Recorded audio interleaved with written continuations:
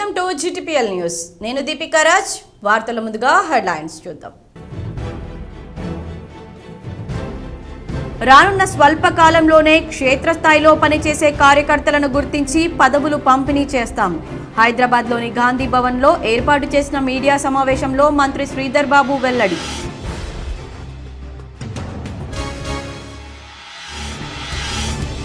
కరీంనగర్ జిల్లా నారాయణపూర్ రిజర్వాయర్ నుంచి వెంటనే సాగునీటిని విడుదల చేయాలి. బీఆర్ఎస్ నాయకుల డిమాండ్.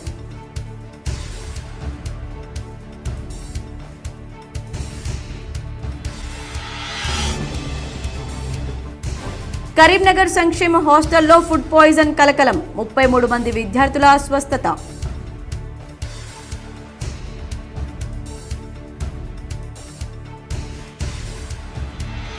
రామగుండంలో రోడ్డెక్కిన సింగరేణి సంస్థ వివాదం. భవనానికి దారి లేకుండా గోడ నిర్మించారని అధికారుల ఆగ్రహం. రానున్న కాలంలో కాంగ్రెస్ కార్యకర్తలకు పదవులు పంపిణీ చేస్తామని మంత్రి శ్రీధర్ బాబు అన్నారు. కాంగ్రెస్ ప్రభుత్వం అనునిత్యం ప్రజలకు ఉపయోగపడే పథకాలు ప్రారంభించి అందిస్తున్నామని మంత్రి శ్రీధర్ బాబు అన్నారు. రానున్న కొద్ది కాలంలో కాంగ్రెస్ పార్టీ క్షేత్రస్థాయిలో పనిచేస్తున్న కార్యకర్తలకు గుర్తించి పదవులు పంపిణీ చేసి వారికి స్థానం కల్పిస్తామన్నారు. కేంద్ర మంత్రి అమిత్ షా అనుచిత వ్యాఖ్యలు సరైనవి కావని అన్నారు. ఇంకా ఈ కార్యక్రమంలో మంత్రి శ్రీధర్ బాబు, సీనియర్ నాయకులు విహెచ్ మధుయాష్కి గౌడ్ పాల్గొన్నారు. రాజ్యాంగానికి వ్యతిరేకిస్తూ రాజ్యాంగ నిర్మాత అయిన డాక్టర్ బాబాసాహెబ్ అంబేద్కర్ గారి పైన అనుచిత వ్యాఖ్యలు చేసిన అమిత్ షాకు సంబంధించిన అంశాన్ని చాలా సీరియస్గా దేశవ్యాప్తంగా తీసుకుంటా ఉన్న సందర్భంలో మరి అఖిల భారత కాంగ్రెస్ పార్టీ ఇచ్చిన పిలుపు మేరకు ఓ కార్యాచరణ తీసుకోవాలని, దాంతోపాటు ప్రధానంగా సంవత్సర కాలం పాటు మహాత్మా గాంధీ గారి స్ఫూర్తి, మహాత్మా గాంధీ గారి ఆలోచన 100 సంవత్సరాలు మొన్న బెల్గాంకు సంబంధించిన మరి CWC తీసుకున్న నిర్ణయాలకు అనుగుణంగా జనవరి 2025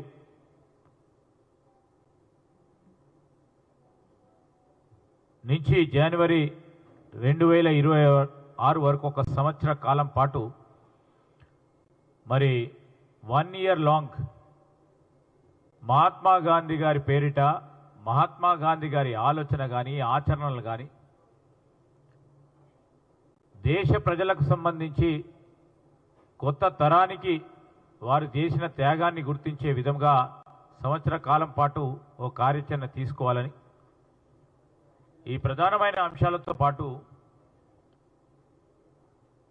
బ్లాక్ లెవెల్ కమిటీలు, మండల స్థాయి కమిటీలు, గ్రామ స్థాయి, బూత్ స్థాయి కమిటీలను కూడా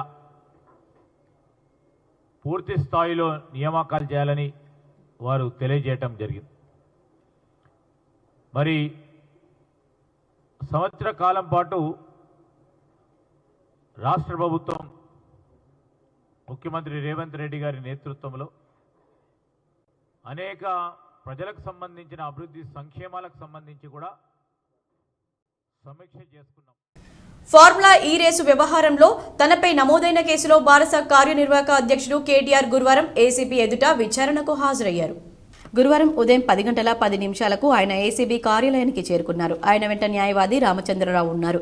ఈ కేసు దర్యాప్తు అధికారి డీఎస్పీ మజీద్ ఖాన్ మాజీ మంత్రిని విచారిస్తున్నారు. ఈ విచారణను జాయింట్ డైరెక్టర్ రితిరాజ్ పర్యవేక్షిస్తున్నారు.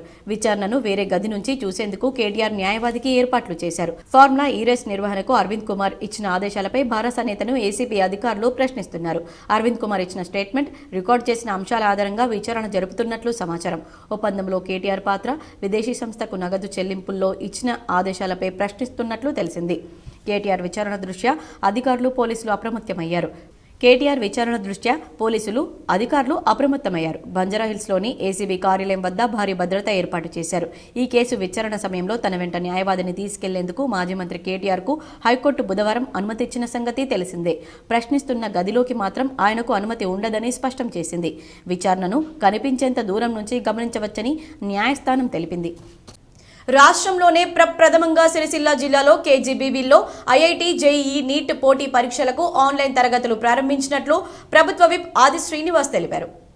రాష్ట్రంలోనే ప్రప్రథమంగా రాజన్న సిరిసిల్ల జిల్లాలో కస్తూర్బా గాంధీ బాలికల విద్యాలయాల్లో ఐటీఐ జేఈఈ నీట్ ఆన్లైన్ క్లాసులు ప్రారంభమయ్యాయి. రుద్రంగి, చందుర్తి, వేములవాడ మండలంలోని మర్రిపల్లి కేజీబీవీలో విద్యార్థినులకు ఐఐటి జేఈఈ నీట్ ఆన్లైన్ ఎడ్యుకేషన్ను ప్రభుత్వ విప్ ఆది శ్రీనివాస్, కలెక్టర్ సందీప్ కుమార్ చూ ప్రారంభించారు. అనంతరం చందుర్తి, మర్రిపల్లిలోని పాఠశాలలో స్టోర్ రూమ్, వంటగదులను, భోజనశాలను పరిశీలించారు.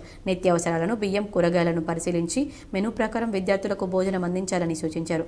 పాఠశాలలో పిచ్చి మొక్కలు, గడ్డి వంటివి వాటిని తొలగించి పరిసరాలు శుభ్రంగా ఉంచాలని ఆదేశించారు. చందుర్తి కేజీబీవీ పాఠశాలకు నూతన రంగులు వేయాల్సిందిగా ఆదేశించారు. విద్యార్థులను ఏమైనా ఇబ్బందులు ఉన్నాయో అడిగి తెలుసుకున్నారు. రాష్ట్రంలో ఎక్కడ లేని విధంగా రాజన్న సిరిసిల్ల జిల్లాలోని 13 కేజీబీవీలలో IIT JEE mains NEET coaching ఇస్తున్నామని తెలిపారు. ప్రైవేటు పాఠశాలలకు దీటుగా కరీంనగర్ జిల్లాలో ప్రభుత్వ పాఠశాలల్లో విద్యాబోధన జరిగే విధంగా ఉపాధ్యాయులు కృషి చేయాలని కరీంనగర్ కలెక్టర్ పమేలా సత్పతి ఆదేశించారు. ప్రైవేటు పాఠశాలలకు దీటుగా ప్రభుత్వ పాఠశాలలో చదివే పిల్లలు రాణించేలా కరీంనగర్ జిల్లాలో టీఈడీ, ఈడీ క్లబ్ క్లాస్ రూమ్లను ఏర్పాటు చేశారు. గన్నేరువరం మండలం జంగంపల్లి జిల్లా పరిషత్ ఉన్నత పాఠశాలలో టీఈడీ, ఈడీ క్లబ్ క్లాస్ రూమ్లను కలెక్టర్ పమేలా సత్పతి ప్రారంభించారు. విద్యాబోధన తీరు, విద్యార్థుల ప్రతిభను పరిశీలించారు. ప్రైవేట్ పాఠశాలలకు దీటుగా ప్రభుత్వ పాఠశాలను విద్యార్థులు ప్రతిభ కనపరచడం పట్ల హర్షం వ్యక్తం చేస్తూ టీచర్లను అభినందించారు. డీఓ జనార్దన్ రావుతో కలిసి విద్యార్థులకు అందించే మధ్యాహ్న భోజనాన్ని తనిఖీ చేశారు.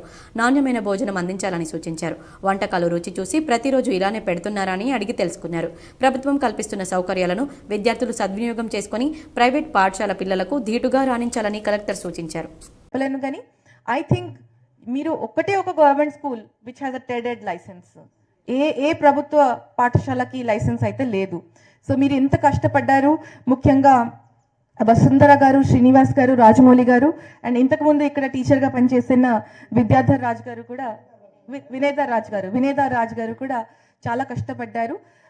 దానివల్ల ఈరోజు పిల్లలు ఎంత బాగా మాట్లాడుతున్నారు. ఈరోజు మార్నింగ్ హాసిని, తర్వాత ఇంకొక అమ్మాయి సాత్విక అండ్ హాసిని చాలా చక్కగా మాట్లాడారు. తర్వాత ఇక్కడ స్కూల్ లెవెల్ ఇనిషియేటివ్స్ మీరు ఏమేమి పెడుతున్నారు, ఏమేమి చేస్తున్నారు అది కూడా పిల్లలు చాలా చక్కగా ఎక్స్ప్లెయిన్ చేశారు.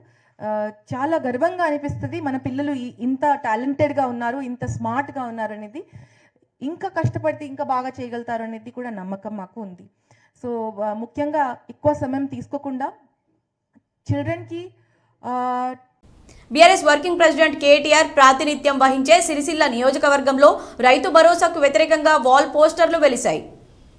కరీంనగర్ జిల్లా తంగలపల్లి మండలం అంకుషాపూర్ గ్రామంలో ఎగ్గొట్టిన రైతు భరోసా ఎప్పుడు వేస్తావు రేవంత్ అంటూ గుర్తు తెలియని వ్యక్తులు పోస్టర్లు వేశారు. రేవంత్ నువ్వు రైతులకు రైతు భరోసా ఒక్కో ఎకరానికి ఎంత బాకీ పడ్డావో అంటూ లెక్కలతో కూడిన పోస్టర్లను వేయడం కలకలం సృష్టిస్తుంది. కాంగ్రెస్ ప్రభుత్వం ఒక్కొక్క ఎకరానికి బాకీ పడ్డ రైతు భరోసా 17,500 రూపాయలు పోస్టర్లో పేర్కొన్నారు. మరొక పోస్టర్లో ఎకరాల వారీగా ఎంత బాకీ పడ్డారో లెక్కలతో కూడిన పోస్టర్ వేశారు.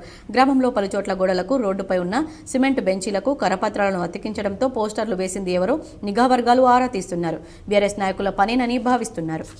కరీంనగర్ భగత్ నగర్ కాలనీలో అయ్యప్ప స్వామి ఆలయం నుంచి శబరిమలకు అయ్యప్ప భక్తులు తరలి వెళ్లారు.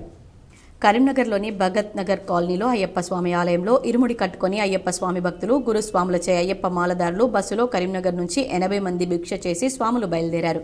స్వాములందరూ 80 మంది స్వాములు దర్శనం చేసుకుని క్షేమంగా రావాలని కోరారు. రామగుండంలో సింగరేణి సంస్థ వివాదం రోడ్డెక్కింది. భవనానికి దారి లేకుండా సింగరేణి అధికారులు గోడ నిర్మించారు. అడిగినంత డబ్బు ఇవ్వకుంటే దారి మూసేశారని బాధితుడు ఆరోపించారు. పెద్దపల్లి జిల్లా గోదావరిఖనిలో సింగరేణి యాజమాన్యం నిర్లక్ష్యం వల్ల సామాన్య ప్రజలు ఇబ్బందులు ఎదుర్కొనే పరిస్థితి ఏర్పడింది. రామగుండం మున్సిపల్ కార్పొరేషన్ కార్యాలయం ముందు నిర్మించిన బిల్డింగ్కు వెళ్లే దారిని మూసివేస్తూ గోడ నిర్మించారు. సింగరేణి స్థలంలో బిల్డింగ్ నిర్మాణం చేపట్టినప్పుడు ఎస్టేట్ అధికారులు కళ్ళు మూసుకున్నారని బిల్డింగ్ యజమాని సదానందం ప్రశ్నిస్తున్నారు. సింగరేణి ఎస్టేట్ అధికారులు నిర్మించిన బంగ్లాకు వెళ్లే ఏకైక దారిని మూసివేసి మానసికంగా హింసిస్తున్నారని ఆందోళన వ్యక్తం చేశారు. ఎస్టేట్ అధికారి సాంబశివరావు అడిగిన డబ్బులు ఇవ్వనందుకే తనను ఇబ్బందులకు గురి చేస్తున్నాడని సదానందం ఆరోపించారు. స్థల వివాదం కోర్టులో ఉండగా సింగరేణి ఎస్టేట్ అధికారి కట్టిన ఇంటికి వెళ్లకుండా కక్ష సాధింపులకు పాల్పడుతున్నారని తెలిపారు. ఇప్పటికైనా సింగరేణి ఎస్టేట్ అధికారులు పద్ధతి మార్చుకోవాలని, లేనిచో ఆత్మహత్య శరణ్యమని సదానందం హెచ్చరించారు. నుంచి సాంబశివర ఎస్టేట్ ఆఫీసర్ నా ఎంటబడి చాలా పీకల ప్రాణం తీసిన ఇబ్బంది పెట్టి డబ్బులకు డిమాండ్ చేసి ఇవ్వను అందరూ 3 లక్షలు తీసుకున్నాను. ఇంకా 3 లక్షలు డిమాండ్ చేసి ఇయ్యనన్నందుకు గోడ పెట్టిండు. ఈ పక్కన వాటికి ఎందుకు ఇచ్చిర్రు అంటే వాటి గురించి మీరు అడగద్దు, మీరు క్వశ్చన్ అద్దు. ఇక పక్కన ఒక బిల్డింగ్ ఉంది, మీరు ఒకసారి రండి చూపిస్తా. బిల్డింగు ఏమీ లేదు, ఇల్లు కట్టించిండు. ఎట్లా కట్టించిండంటే దాని గురించి అడగద్దు నువ్వు. ఎవరు అంటే సాంబశివరావు అన్నిటికీ పర్మిషన్ ఇచ్చుకుంటూ పోతాడు. బ్యాంకు పబ్లిక్ సర్వీస్ ఇది. బ్యాంకు అడ్డంగా ఈరోజు వీళ్ళని పంపించి మళ్ళీ గోడ కట్టిస్తాడు. కోర్టుకి అయితే కోర్టు ఆర్డర్ రాలే ఫేవర్ ఆర్డర్ రాలే, ఆయన గోడ కట్టిస్తాడు. ఓన్లీ డబ్బులు ఇవ్వనందుకే నన్ను చాలా విధంగా హింసిస్తాడు ఆయన. సాంబశివరావు ఎస్టేట్ ఆఫీసర్ అన్నాను, మొత్తం మధ్యస్తాను నన్ను. డిపార్ట్మెంట్లు ఇచ్చిన నేను మా వాళ్ళు కూడా కంప్లైంట్ చేసిన. ఏంటంటే మాది ప్రొటెక్షన్ వాళ్ళంటే ప్రొటెక్షన్ అంటారు. ప్రొటెక్షన్ అంటే నా ఇంటికి ఒక్కరికి వస్తుంది ప్రొటెక్షన్. ఈ నుంచి ఆ చివరి దగ్గర రావాలి, ఒక్కనికే ప్రొటెక్షన్ అంటే ఒక్కనికే. యూనివర్సిటీలో యూజీసీ మార్గదర్శకాలను రద్దు చేయాలని కరీంనగర్లో ఎస్ఎఫ్ఐ విద్యార్థులు ఆందోళన చేపట్టారు. యూనివర్సిటీల స్వయం ప్రతిపత్తికి కాపాడాలని డిమాండ్ చేశారు. యూనివర్సిటీ గ్రాంట్స్ కమిషన్ తీసుకువచ్చిన మార్గదర్శకాలను రద్దు చేయాలని కరీంనగర్లో శాతవాహన విశ్వవిద్యాలయం ప్రధాన గేటు ముందు ఎస్ఎఫ్ఐ కార్యకర్తలు ఆందోళనకు దిగారు. యూజీసీ మార్గదర్శకాలను రద్దు చేసి యూనివర్సిటీల స్వయం ప్రతిపత్తిని కాపాడాలని డిమాండ్ చేశారు. ధర్నాలో పాల్గొన్న ఎస్ఎఫ్ఐ జిల్లా అధ్యక్షులు కాంపెల్లి అరవింద్ మాట్లాడుతూ వీసీ నియామకాల్లో ఇండస్ట్రియల్ సెక్టార్ వాళ్లను తీసుకురావడాన్ని ఎస్ఎఫ్ఐ వ్యతిరేకిస్తుందన్నారు. విద్యాలయాల్లో విద్యారంగానికి సంబంధించిన ప్రొఫెసర్లు ఉండాలి, కానీ సంబంధం లేని వారిని పెడితే ఏ విధంగా న్యాయం జరుగుతుందని ప్రశ్నించారు. కేంద్ర విద్యాశాఖ మంత్రి సమాధానం చెప్పాలని డిమాండ్ చేశారు. ఎవరు చేయాల్సిన పని వాళ్ళు చేయాలని, కానీ సంబంధం లేని వారు పని చేస్తే విద్యారంగం చిక్కుల్లో పడే అవకాశం ఉంటుందన్నారు. విద్యా వ్యవస్థను ప్రైవేటైజేషన్ చేస్తే ఊరుకోబోమని హెచ్చరించారు. శాతవాహన యూనివర్సిటీ కమిటీ ఆధ్వర్యంలో గేట్ ముందు నిరసన కార్యక్రమం చేయడం జరిగింది.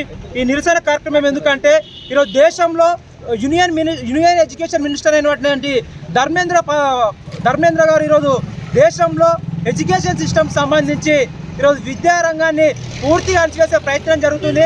ఏ విధంగా అంటే యూనివర్సిటీ గ్రాంట్స్ కమిషన్ ప్రకారం యూజీసీ నిబంధనలను ఈరోజు పూర్తిగా తుంగలోకి దొక్కే ప్రయత్నం జరుగుతుంది. యూనివర్సిటీ గ్రాంట్స్ కమిషన్లో ఈరోజు వీసీల ప్రక్రియ ఈరోజు ఏం చెప్తుందంటే, వీసీల ప్రక్రియకు సంబంధించి ఈరోజు దేశంలో ఒక వీసీ కావాలంటే మినిమం 10 సంవత్సరాలు అర్హత కలిగిన ప్రొఫెసర్ని ఈరోజు వీసీ అయ్యే అవకాశం ఉంటుంది. కానీ ఈరోజు కొత్త తీసుకొచ్చే నిబంధనల్లో వీసీ కావాలంటే వీసీలకు కూడా అవకాశంగా ఈరోజు ప్రైవేట్ సెక్టర్ సంబంధించి, ఇండస్ట్రియల్ సెక్టర్ సంబంధించి, బిజినెస్ సెక్టర్లో ఉన్న వాళ్ళని, వ్యాపారవేత్తలను తీసుకొచ్చి ఈరోజు వీసీలో కూర్చోబెట్టే ప్రయత్నం చేస్తున్నారు. ఈరోజు ఇది దుర్మార్గమైన చర్య.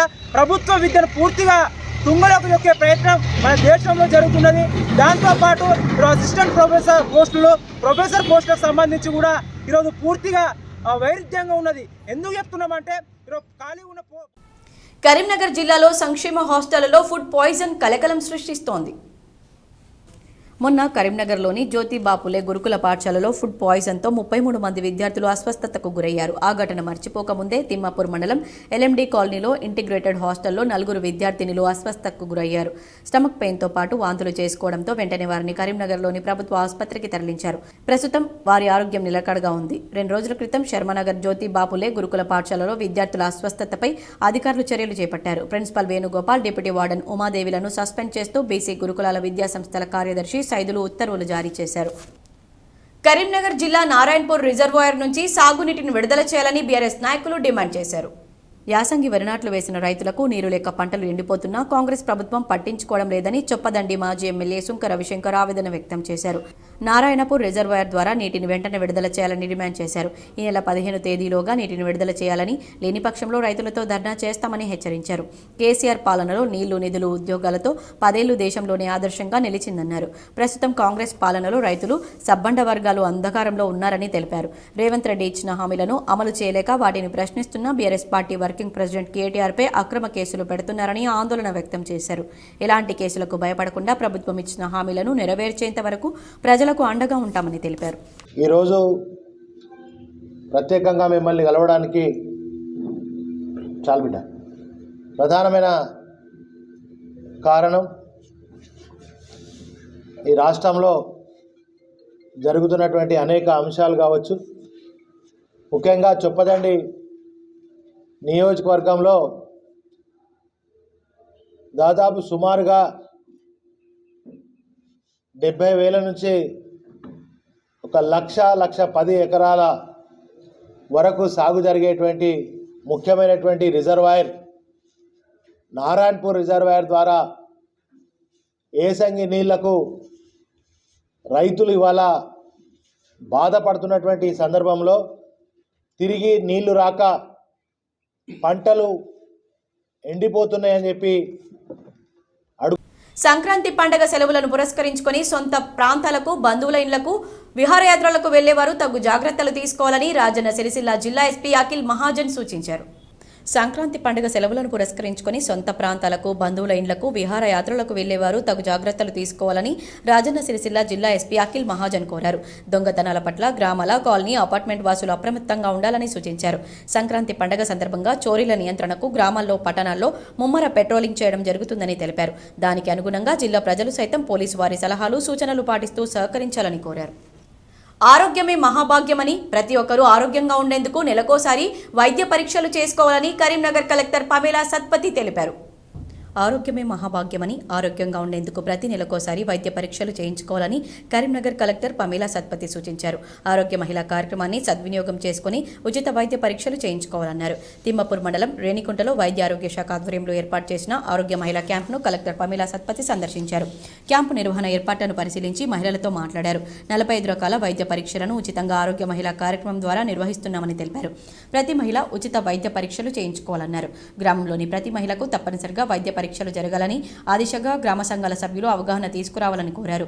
ప్రాథమిక ఆరోగ్య కేంద్రాల్లోనే కాకుండా మారుమూల గ్రామాల్లోనూ క్యాంపులు నిర్వహించి ఆరోగ్య మహిళా పరీక్షలు చేయాలని వైద్య ఆరోగ్య అధికారులను కలెక్టర్ ఆదేశించారు. వ్యాధి నిర్ధారణ అయిన వారిని గుర్తించి వైద్య సహాయం అందించాలని తెలిపారు. ఫస్ట్ ముందుకి వచ్చి ఈ మన స్లిప్ రాస్తాము, మనం చెప్తాము ఏ ప్రైవేట్ ఆసుపత్రికి వెళ్ళాలి. కొన్ని ఒక 50 ఆసుపత్రులు కూడా, ప్రైవేట్ ఆసుపత్రులు కూడా మనకి ఆరోగ్య మహిళ కింద కవర్ అవుతారు. అంటే అక్కడ ఏదైనా బిల్ వస్తే మీకు ఆ బిల్లుని మళ్ళీ గవర్నమెంట్ కి పెడితే అది మీరు కట్టాల్సిన అవసరం లేదు. సో ఇప్పుడు 5 లక్షలు 10 లక్షల వరకు ఖర్చు అయినా, 10 లక్షల వరకు ఖర్చు అయినా కట్టాల్సిన అవసరం లేదు. కానీ ఆ బిల్ అది ప్రభుత్వం మాఫ్ చేస్తుంది, మీరు కట్టాల్సిన అవసరం లేదు. కానీ మన స్లిప్ ఉండాలి. కానీ సుమారు అన్ని రకాలు మందులు కానీ, పరీక్షలు కానీ, ఆపరేషన్లు మన దగ్గర అవుతుంది. చాలా వాటికి కామన్ ఏదో రోజువారీగా వాడే మందులు ఏదైనా ఉంటే అది మనకి పిహెచ్సిలో ఉంటుంది. మళ్ళీ పరీక్షలు చేపిస్తాము, మందులు కూడా అక్కడే ఇచ్చేస్తాము. ఇప్పుడు అమ్మ మీరు చెప్తున్నారు కదా, అమ్మ చెప్తుంది మేము ముందే ఉంది, అపోలోలో ఆపరేషన్ అయింది కానీ అపోలోలోనే ఆపేస్తాం. సో మీరే జాగ్రత్తగా చూసుకోవాలి ఏ గోళీ ఎప్పుడు తినాలి. అది ఖతమయ్యే ముందు, అది అయిపోయే ముందు మీరు మళ్ళీ వచ్చి మన దగ్గర నుంచి తీసుకెళ్ళవచ్చు. అది గ్యాప్, ఎస్పెషల్లీ ఈ ప్రత్యేకంగా బీపీ వాళ్ళైతే ఒక్క రోజు కూడా గ్యాప్ చేయొద్దు. ఇప్పుడు మా దగ్గర లేదు, మీది కూడా ఖతం అయిపోయిందంటే ఇబ్బంది పడతారు. ముందుగా ఒక వారం వరకే స్టాక్ మీ దగ్గర గోళీలు ఉన్నప్పుడు మన దగ్గరికి వచ్చి నెక్స్ట్ బ్యాచ్ తీసుకెళ్తే ఇంకా ఏం టెన్షన్ ఉండదు. తిరుమల చరిత్రలోనే తీవ్ర విషాదం చోటు చేసుకుంది. రద్దీ సమయాల్లో తొక్కిసలాటలు జరగడం సాధారణమే అయినప్పటికీ తొలిసారిగా ఆ దశ దాటి భక్తుల మరణాలు సంభవించాయి.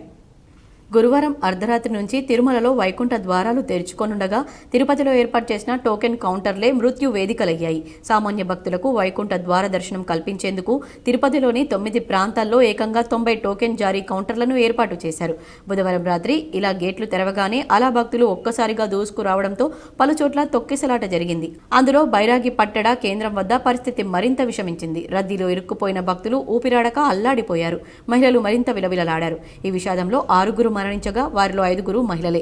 తొక్కిసలాటలో పెద్ద సంఖ్యలో భక్తులు గాయపడ్డారు. వారికి తిరుపతిలోని స్విమ్స్, రుయా ఆసుపత్రుల్లో చికిత్స అందిస్తున్నారు. వైకుంఠ ద్వార దర్శన టోకెన్ల జారీ సందర్భంగా తొక్కిసలాటల్లో గాయపడడం వంటి ఘటనలు జరిగినప్పటికీ మరణాలు సంభవించడం ఇదే మొదటిసారి. తిరుమలలో భక్తుల మృతి నన్ను తీవ్రంగా కాల్చివేసిందని ఎంపీ అరవింద్ పేర్కొన్నారు. తిరుపతిలో వైకుంఠ ఏకాదశి సర్వదర్శన టోకెన్ల జారీలో తొక్కిసలాటలో భక్తులు మరణించిన ఘటనపై నిజామాబాద్ ఎంపీ అరవింద్ తీవ్ర దిగ్భ్రాంతి వ్యక్తం చేశారు. తోపులాటలో భక్తులు మృతి చెందడం తనను తీవ్రంగా కలిచివేసిందని మృతి చెందిన వారి కుటుంబ సభ్యులకు ప్రగాఢ సానుభూతి తెలిపారు. గాయపడ్డవారు త్వరగా కోలుకోవాలని భగవంతుని ప్రార్థిస్తున్నట్లు ఎక్స్ వేదికగా పేర్కొన్నారు. భాగ్యనగర్ ప్రతిష్టను పెంచడానికి బ్రాండ్ ఇమేజ్ను అంతర్జాతీయ స్థాయికి తీసుకెళ్లేందుకు రాష్ట్ర మంత్రిగా ఎన్నో ప్రయత్నాలు చేశానని బారాస కార్యనిర్వాహక అధ్యక్షుడు కేటీఆర్ అన్నారు. ఫార్ములా ఈ రేస్ కేసులో ఏసీబీ విచారణకు హాజరయ్యేందుకు వెళ్లే ముందు నందినగర్లోని తన నివాసం వద్ద మీడియాతో కేటీఆర్ మాట్లాడారు. హైదరాబాద్ను ప్రపంచ పటంలో నిలపడానికి రాష్ట్ర మంత్రిగా ఎన్నో ప్రయత్నాలు చేశానని అవి చాలా వరకు ఫలించాయన్నారు. బారాస అధికారంలో ఉండగా మా బావమర్దులకు 1.137 కోట్ల కాంట్రాక్టులు ఇచ్చే దౌర్భాగ్యపు పని చేయలేదన్నారు. మంత్రిగా ఉంటూ కుమారుడి కంపెనీకి కాంట్రాక్టులు ఇవ్వలేదన్నారు. దానికి ప్రతిఫలంగా ల్యాండ్ క్రూజర్ కార్లు కొనలేదన్నారు. ఆ తెలివితేటలు సీఎం రేవంత్ రెడ్డి ఆయన మంత్రివర్గ సహచరులకే ఉన్నాయన్నారు. నేను నికార్సైన తెలుగు బిడ్డను. ఏ పనైనా రాష్ట్రం కోసం హైదరాబాద్ ప్రతిష్ట పెంచేందుకే చేశా. అరపైసా అవినీతి చేయలేదు, చేయబోను. కొంతమంది కాంగ్రెస్ నేతలు నాపై బురద చల్లి పబ్బం గడుపుకుంటున్నారు. ప్రభుత్వ వైఫల్యాలపై మేం మాట్లాడుతూనే ఉంటాం, కొట్లాడుతూనే ఉంటాం. లగచర్లలో రైతులను జైల్లో పెట్టినా, హైడ్రా పేరిట ఇల్లు కూలగొట్టినా, 6 గ్యారంటీలు అమలు చేయకపోయినా అడుగడుగునా మేం నిలదీశాం. కేసులు పెట్టి ఆ అంశాలను పక్కదోవ పెట్టిస్తున్నామనుకోవడం రేవంత్ రెడ్డి వల్ల కాదు. ఎన్నికల్లో మీరిచ్చిన 420 హామీలపై ప్రశ్నిస్తూనే ఉంటాం. ఇది కాదు, ఇంకో 1000 కేసులు పెట్టినా ఎదుర్కొంటాం. న్యాయస్థానాలు, చట్టాలు, రాజ్యాంగంపై మాకు సంపూర్ణ విశ్వాసం, గౌరవం ఉంది అని కేటీఆర్ అన్నారు. ఒక తెలంగాణ బిడ్డగా, తెలంగాణ రాష్ట్రం కోసం పోరాటం చేసిన ఒక కార్యకర్తగా, కేసీఆర్ గారి సైనికుడిగా, స్వచ్ఛమైన మనసుతో, నిర్మలమైన హృదయంతో స్పష్టంగా నేను గతంలో చెప్పింది మళ్ళీ చెప్తా ఉన్నా. తెలంగాణ ప్రతిష్ట పెంచడానికి, హైదరాబాద్ బ్రాండ్ ఇమేజ్ ని అంతర్జాతీయం చేయడానికి, హైదరాబాద్ ని ప్రపంచ పటంలో నిలపడానికి ఆనాడు రాష్ట్ర మంత్రిగా ఎన్నో ప్రయత్నాలు చేశాం. ఆ ప్రయత్నాలు చాలా మేరకు ఫలించి హైదరాబాద్, తెలంగాణ భారతదేశంలోనే ఒక ప్రధానమైన నగరంగా ప్రపంచ దృష్టిని ఆకర్షించే స్థాయికి తీసుకొచ్చే విధంగా పనిచేశాం. మేము 9.5-10 ఏళ్ల కాలంలో మా ప్రభుత్వం ఉన్నప్పుడు మా బావమరుదులకు 1137 కోట్ల కాంట్రాక్టులు చేయలేదు. మంత్రిగా నేను కౌన్సిల్ ఆఫ్ మినిస్టర్స్ లో, కేబినెట్ లో కూర్చొని నా కొడుకు కంపెనీకి కాంట్రాక్ట్లు ఇచ్చుకోలేదు, లేదా నేను ల్యాండ్ క్రూజర్ కార్లు కొనుక్కోలేదు. ఆ పనులు రేవంత్ రెడ్డి గారు, ఆయన మంత్రివర్గ సహచరులు, ఆ సాగు తెలివితేటలు, ఆ అవినీతి తెలివితేటలు వాళ్ళకే ఉన్నాయి. తెలంగాణలో చలి పంజా విసురుతోంది. గురువారం తెలంగాణ వ్యాప్తంగా ఉష్ణోగ్రతలు అత్యంత కనిష్టానికి పడిపోయాయి. మంచు, చలిగాలులతో గ్రామాల్లో సహా హైదరాబాద్, నిజామాబాద్లలో కూడా చలి తీవ్రత పెరిగింది. ప్రజలు ఇళ్ల నుంచి బయటకు వచ్చేందుకు వణికిపోతున్నారు. ఉదయం 11 గంటలు అయితే తప్ప చలి తగ్గడం లేదు. తెలంగాణ వ్యాప్తంగా చలి పంజా విసిరింది. హైదరాబాద్ నగరంతో పాటు రాష్ట్రంలోని అన్ని ప్రాంతాల్లో చలి తీవ్రత బాగా పెరిగింది. గురువారం ఉదయం ఉష్ణోగ్రతలు 4 డిగ్రీలు తగ్గింది. చాలా ప్రాంతాల్లో సింగిల్ డిజిట్ ఉష్ణోగ్రతలు నమోదయ్యాయి. ఈ సీజన్లో ఇదే అత్యధికం. ఆదిలాబాద్ జిల్లాలో చలి తీవ్రత అత్యధికంగా ఉంది. జిల్లాలో ఉష్ణోగ్రతలు సింగిల్ డిజిట్కు పడిపోయాయి. బేలాలో 5.9 డిగ్రీలు, సిర్పూర్లో 6.1, తిర్యానీలో 6.1, చాప్రాలో 6.7, కోహిర్లో 6.9 డిగ్రీలు, డోంగ్లీలో 7.3 డిగ్రీల కనిష్ట ఉష్ణోగ్రతలు నమోదయ్యాయి. ఇక రాష్ట్ర రాజధాని హైదరాబాద్, దాని పరిసర ప్రాంతాల్లో కూడా చలి విపరీతంగా పెరిగింది. సింగిల్ డిజిట్లో ఉష్ణోగ్రతలు నమోదయ్యాయి. గురువారం రోజు 2 నుంచి 4 డిగ్రీల ఉష్ణోగ్రతలు పడిపోయాయి. వైకుంఠ దర్శనం కోసం తిరుమల తిరుపతిలో ఏర్పాట్లు పూర్తి చేశారు. వైకుంఠ ద్వార దర్శనానికి సంబంధించి తీతీదే టోకెన్ల జారీని పూర్తి చేసింది. తొలి 3 రోజులకు 1.20 లక్షల టోకెన్లను జారీ చేయాలని నిర్ణయించిన సంగతి తెలిసిందే. ఈ క్రమంలో బుధవారం రాత్రి నుంచి గురువారం ఉదయం 9 గంటల వరకు ఈ కోటాను పూర్తి చేసింది. వైకుంఠ ద్వార దర్శనం కోసం రోజుకు 40,000 టోకెన్ల చొప్పున టీటీడీ జారీ చేశారు. వీటిని కలిగిన భక్తులకు మాత్రమే 10, 11, 12 తేదీల్లో అనుమతించనున్నారు. 13 నుంచి 18 వరకు తిరుపతిలోని శ్రీనివాసం, విష్ణు నివాసం, భూదేవి కాంప్లెక్స్ వద్ద వైకుంఠ ద్వార దర్శన టికెట్లను ఏ రోజుకా రోజు ఇవ్వనున్నారు. ఇదిలా ఉండగా నిజామాబాద్ నగరంలోని గంగస్థాన్ ఫేజ్ 2లో గల ఉత్తర తిరుపతి క్షేత్రంలో, నర్సింగ్పల్లి, ఇందూరు తిరుమల క్షేత్రంలో, జెండాగల్లి బాలాజీ ఆలయం తదితర ఆలయాల్లో వైకుంఠ దర్శనానికి ఆలయాల్ని నిర్వాహకులు ముస్తాబు చేశారు. వార్తలు ముగించే ముందు హెడ్లైన్స్ మరోసారి. రానున్న స్వల్ప కాలంలోనే క్షేత్రస్థాయిలో పనిచేసే కార్యకర్తలను గుర్తించి పదవులు పంపిణీ చేస్తాం. హైదరాబాద్లోని గాంధీ భవన్లో ఏర్పాటు చేసిన మీడియా సమావేశంలో మంత్రి శ్రీధర్ బాబు వెల్లడి.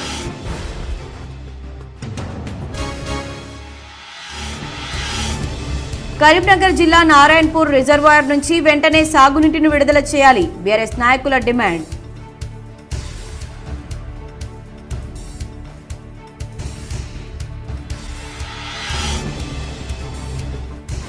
కరీంనగర్ సంక్షేమ హాస్టల్లో ఫుడ్ పాయిజన్ కలకలం. 33 మంది విద్యార్థుల అస్వస్థత.